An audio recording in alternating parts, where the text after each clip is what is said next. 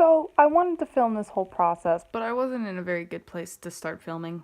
But basically what I'm trying to do is dye fleece into a galaxy pattern for one of my kikus. What I've done so far is I've not followed a single one of Rit's rules. This is a synthetic dye more Rit for things like polyester, nylon, and acrylic, and this is 100% polyester fleece. In order for dye to work, you generally have to follow the instructions, but I've done almost none of that.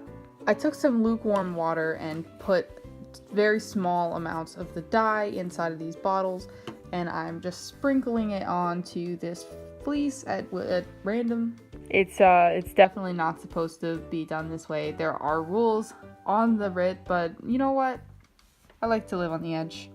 So what I've got is this disgusting mushy pile of gray, blue, and purple.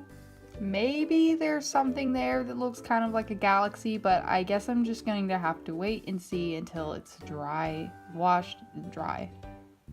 There are probably better ways to do this. I saw ice dyeing, but I didn't have any powder dyes. All I had was liquid to dye, and I don't think that ice dyeing really works with liquid dye. I also considered spraying it on like a mist, but I figured that'd come with the same problems. So I decided to try this out and see where it got me. Right now I'm just sort of periodically dousing this in various colors until I feel like the color is saturated enough, and then I'm going to try to wash it out without getting rid of all the color, and we'll see what happens. I added a few more colors, and I think I'm just gonna let this sit overnight, and we'll see what happens when I wash it out in the morning.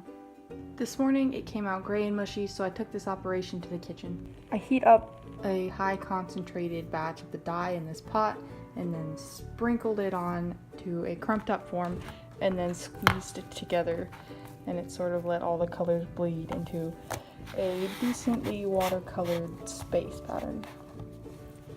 I really like this, and I hope that it rinses out and looks something like this, because this is kind of what I'm going for.